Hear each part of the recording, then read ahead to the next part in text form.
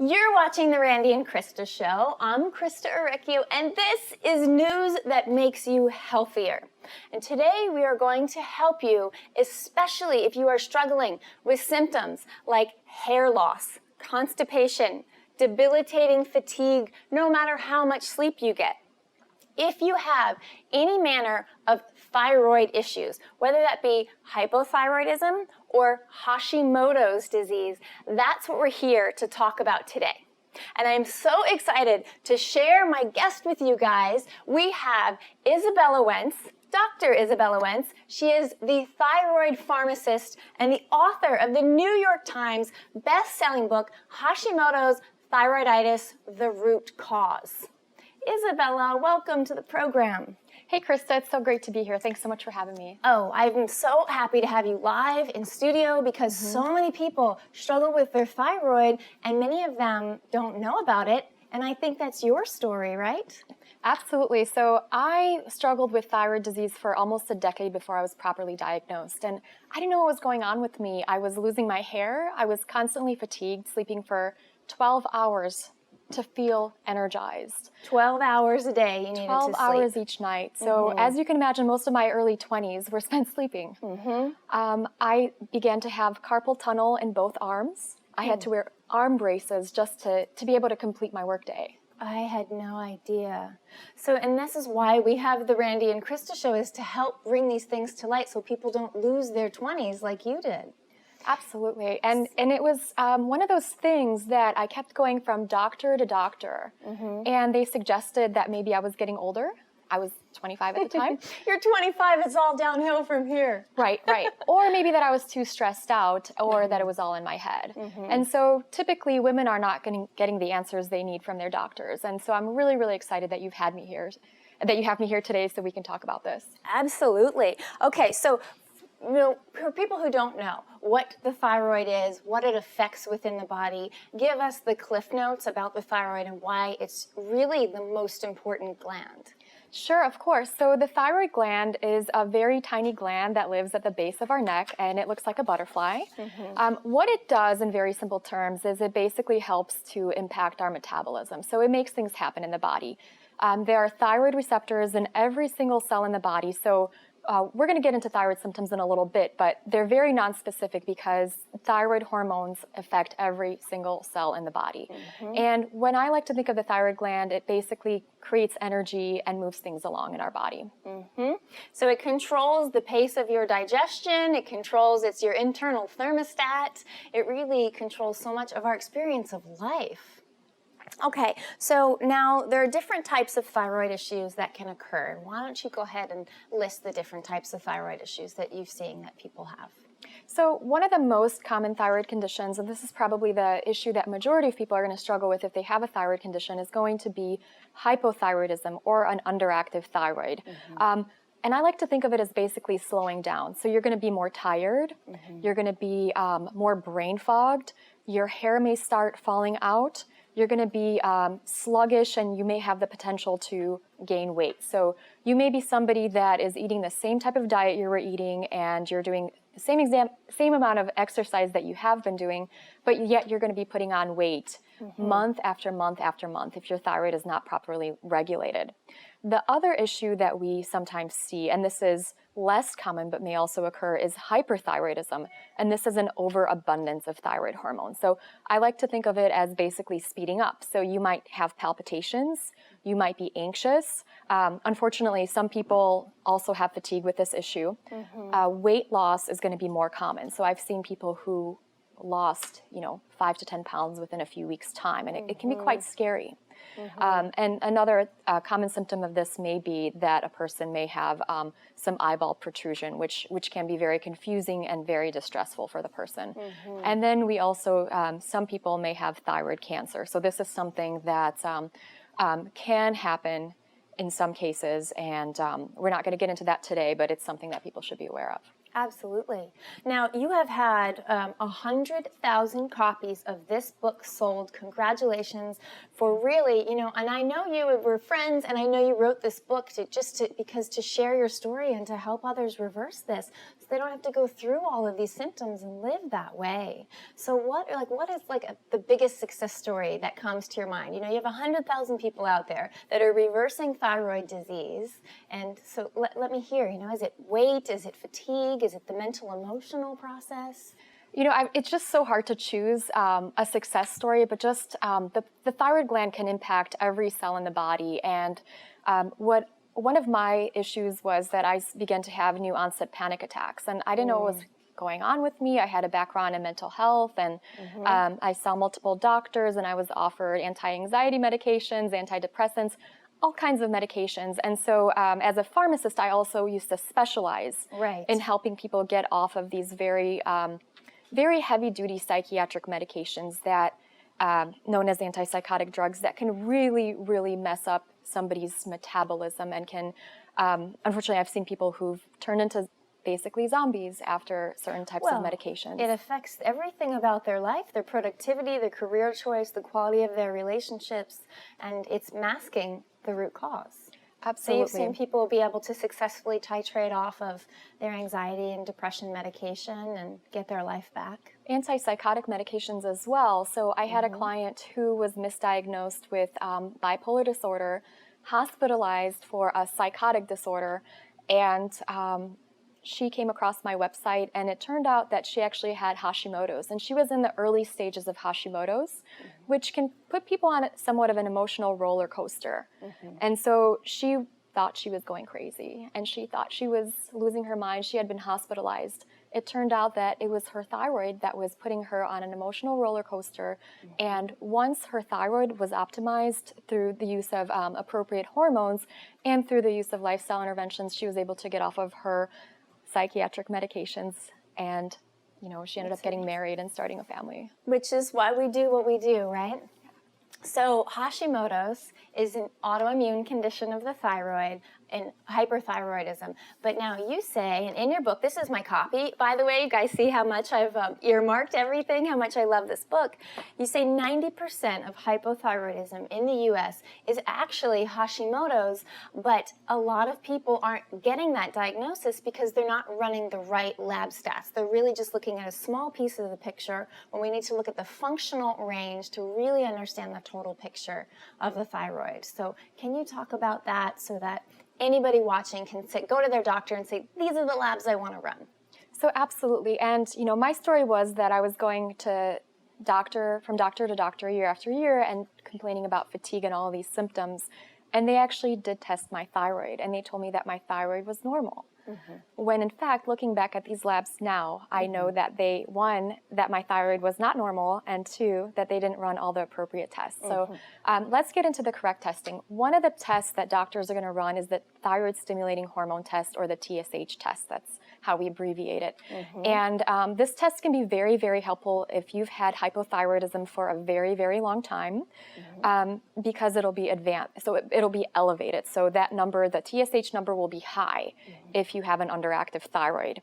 But unfortunately, when scientists first determined the normal range of the TSH, they had a lot of people in that pool of blood, of normal blood, that had thyroid disease. So the reference range was very lax. That is fascinating how that came to pass, as we had sick people become the norm.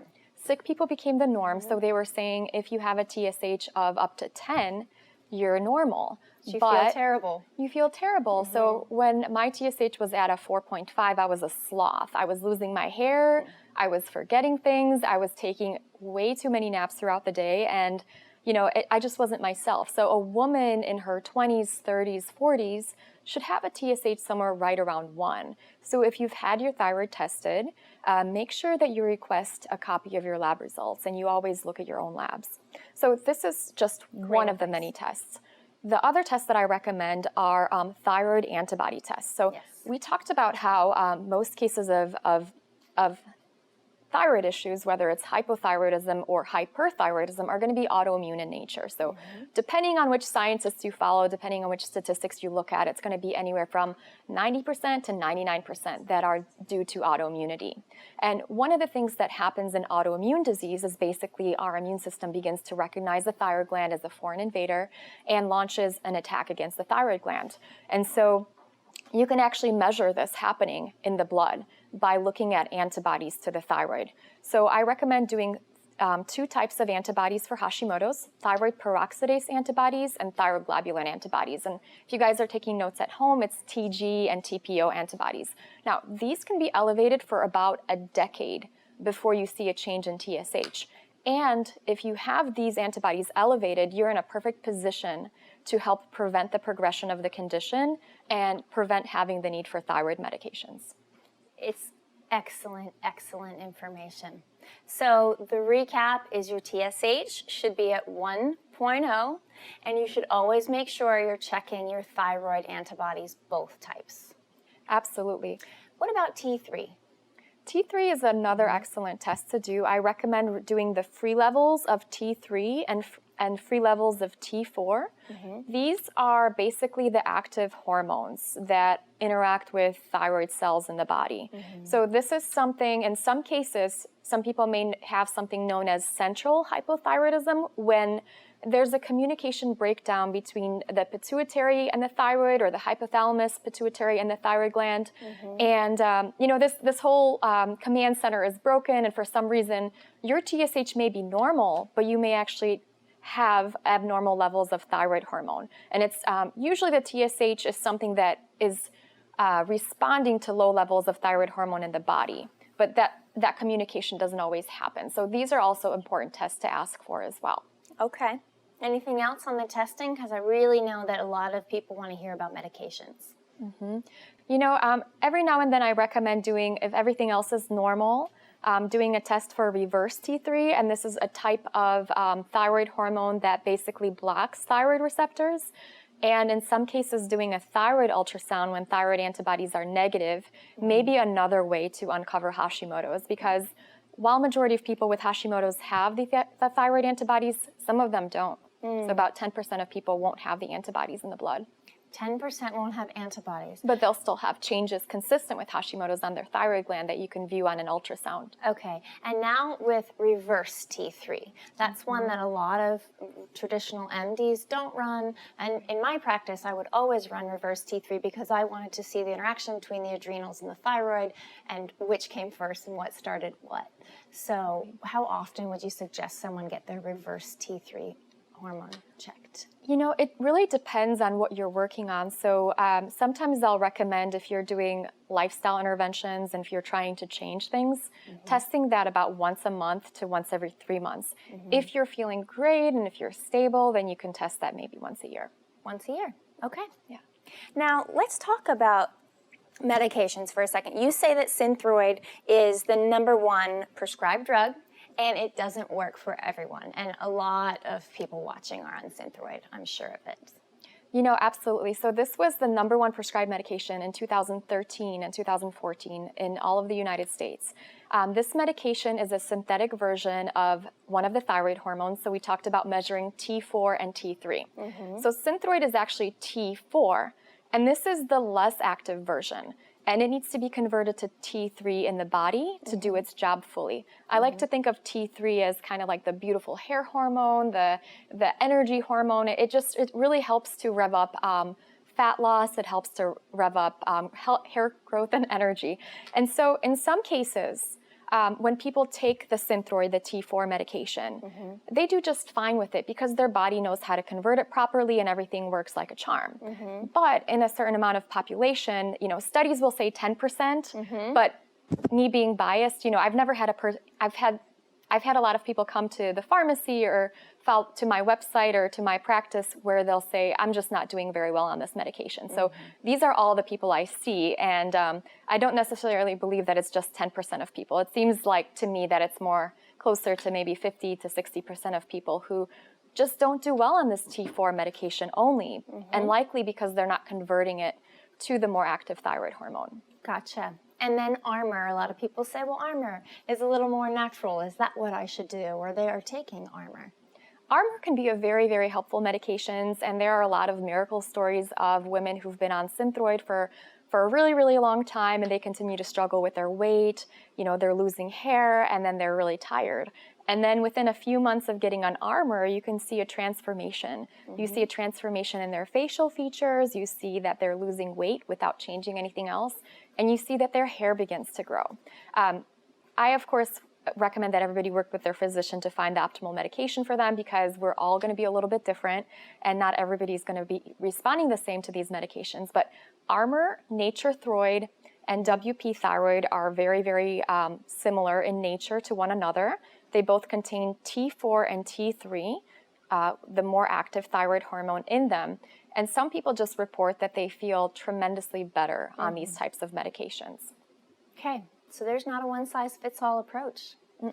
And the other part of your book is lifestyle interventions. So we understand the problem, but what do we do to fix it? What is in your book? And I want to talk, I know you have a new program coming out. I really want to talk about what are the action steps to take you from Hashimoto's to remission. So there's a lot of different things going on in Hashimoto's, and people need to understand that Hashimoto's is more than just a thyroid condition. So it's a whole body condition. So there's a lot of different systems that are broken that we need to fix. I would say that most people with Hashimoto's are going to have nutrient depletions, food sensitivities, impaired stress response. They're going to have some inability to get rid of toxins. Gut issues are very, very common, and then in many cases we also see chronic infections. So a lot of times it's a combination of these things. In some cases we have miracle stories where we just address one little thing and everything turns around. So it's really working with the person to try to figure out what their individual root cause or root causes are. Okay, so let's dive into all of those. What are the most common nutrient deficiencies that you see with Hashimoto's? Vitamin D is a biggie, and vitamin D is an immune system modulator. So every case of autoimmune disease has been connected to low vitamin D levels. Hashimoto's is no different. So Hashimoto's cases are going to be more aggressive whenever there's a vitamin D depletion. And most of my clients that get into remission, I see them with vitamin D levels between 60 and 80.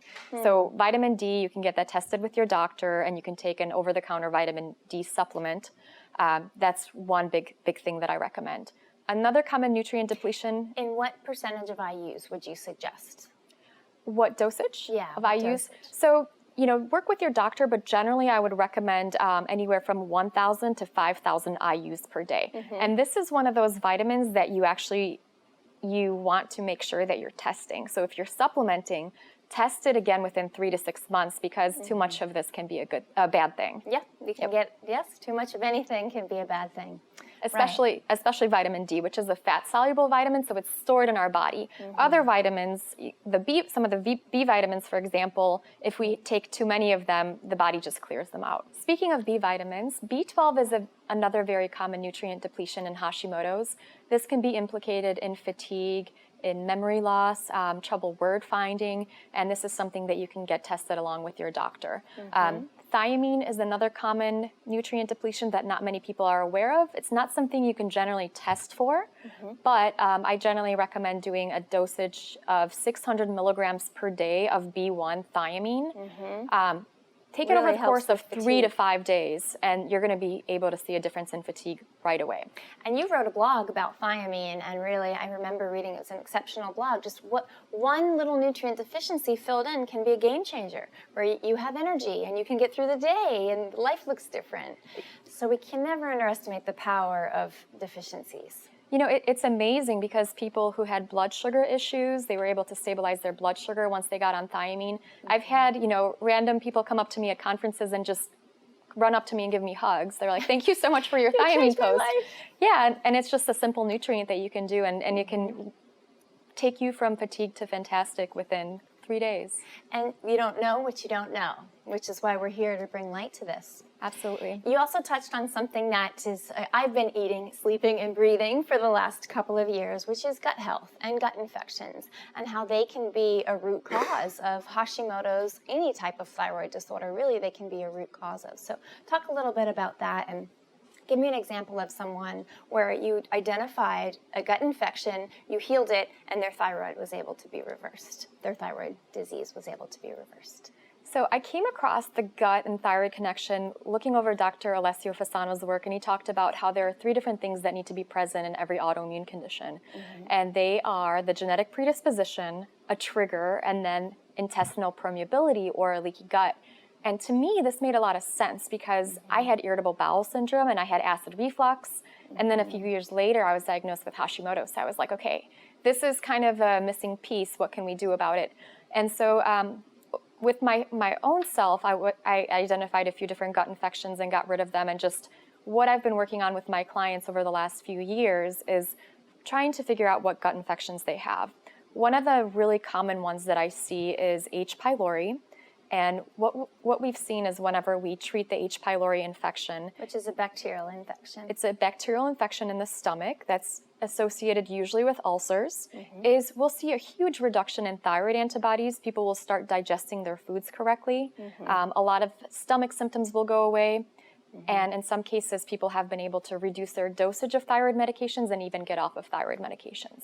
And prevent future stomach cancer. Absolutely, absolutely. This is so powerful, what this work can do.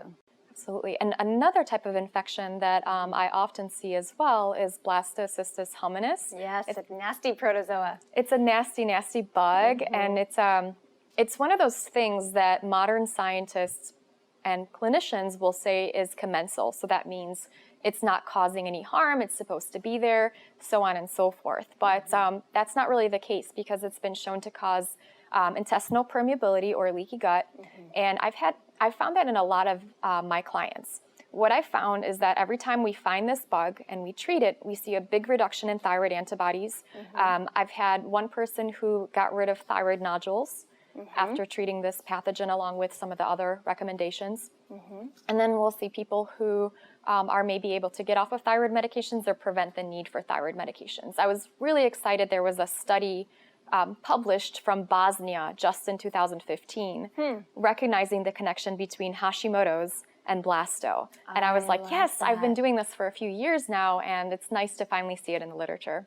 Well, you know, so many of our gut thrivers have Hashimoto's and blasto, and I don't really believe in that whole idea of commensal because it's prime real estate in there, and if you are a bug and you're taking up space, you're either doing good or you're doing harm, and we can replace that commensal with symbiotic, and so... Good bugs are much better than bad bugs. Absolutely. Okay, so then what about the diet? What is the perfect thyroid healing diet, in your opinion? What foods do we avoid? What foods do we add in? So I did a survey of 2,232 of my readers, and it's very much the responses have mirrored what I've been seeing in my clients. Gluten-free diet is a must. So close to 90% of people with Hashimoto's, even if they don't have celiac disease, are going to do so much better on a gluten-free diet. For some people, it's a complete remission of Hashimoto's within 3 months. I feel like we need to really point that out if you guys heard that. And I have had so many experiences in my clinical practice when you get someone off gluten, that may be all you need to do for 3 months to dramatically slash or reverse your antibodies. It's super powerful. Absolutely. And some people are able to reduce their thyroid medications. About 20% went from subclinical hypothyroidism to normal thyroid function in one study. Excellent. And it's not just people with celiac disease. Only about 1 to 15% of people with Hashimoto's will have celiac disease. And in my survey, 3.5% of them reported that they had celiac disease, yet 90% of them had improvement whether or not they had celiac disease. Right. So it's just a good recommendation for everyone with a thyroid issue across the board. Everybody. Okay, what else are we getting rid of? Maybe soy? Soy is another biggie. Soy, you know, with gluten, you oftentimes are going to see reactions in your body once you get off of it and you try to reintroduce it. You might have joint pains, you might have stomach upset. Soy is a little bit trickier because you're not necessarily going to feel it in your body right away when you get off of it. But what you will find is when you get back on soy, you're going to become anxious about 2 to 3 days after that. And that's what most of my clients have noticed. And so soy is one of those things that can really interfere with thyroid function, and it's usually genetically modified. It's found in processed foods. It has been marketed as a health food when it truly is not. So one of those things that you just need to get rid of right away is soy as well. Yeah, absolutely. And would you say corn as well? I mean, definitely for the genetically modified factor, but how else does corn interact with Hashimoto's? So going into the other foods, so about 80% of people feel better on a grain-free diet and on a dairy-free diet. So getting off of corn and getting off of dairy can be a very big game changer for people with Hashimoto's. Excellent. Okay, so I want to be able to talk a little bit about your program. So just now tell me the three, if you had to choose just 3 foods to add in, which 3 of those foods would you add in? Broccoli, it's actually a myth that you shouldn't eat it with thyroid disease, so it can be very, very helpful. It helps to detoxify the liver. Avocados, they're a source of great fats, and organic meats. I love it. Okay, so now how are we going to implement this? You have a new program coming up where you teach people how to hack their own Hashimoto's, which I love. And so tell me a little bit about this program and how you're going to help people do it on their own. So the Hacking Hashimoto's program basically guides them through the process of how I would work with a person if they were to come and consult with me. It takes them through figuring out what testing they need to do, what kind of lifestyle changes they need to make, so which supplements to take. We give people a lot of different assessments so they could assess themselves to see what they may be missing. Which is crucial to assess along the way if you want to be successful in an online forum, I've found. Absolutely, because your Hashimoto's is going to be a little bit different than somebody else's Hashimoto, so you want this to be tailored to you. So that's why I'm big on the assessment component of it. We look at nutrient depletion, so which ones may you have? We look at a few different diets and how to figure out which diet is going to be the optimal diet for you. So we give people templates, we give them meal plans, recipes, the whole 9 yards for some of the most helpful diets, as well as how to modify them to your own body. I'm a big fan of your program. I've peeked in there a lot, and I like you address environmental factors and toxicity. You're really working with the liver and things like heavy metals. So we support infections. We support liver. We look at all the different elements and all the different triggers. So we're going to be looking at the liver, how to support it, how to look at toxins, how to look at toxins in your body as well as in your home. We're going to be looking at potential infections. We're going to be looking at dental triggers. So anything that you can think of that would be contributing to an immune system imbalance, we're going to be covering that in that course. It's going to be an excellent course, and I know you cover all of your bases to truly heal from the root cause, and I'm so happy you were able to join us today. Thank you for being here. Thank you so much for having me. And now, if you guys want to heal your thyroid, you want to dive deeper into this right now, you have to get your phone or your computer, go on Amazon, and get Hashimoto's The Root Cause. If you want to find out more about Izabella or how to work with her or about her program, you can get to her through our website, thewholejourney.com/thyroid. Thanks for being here, and we'll see you next time.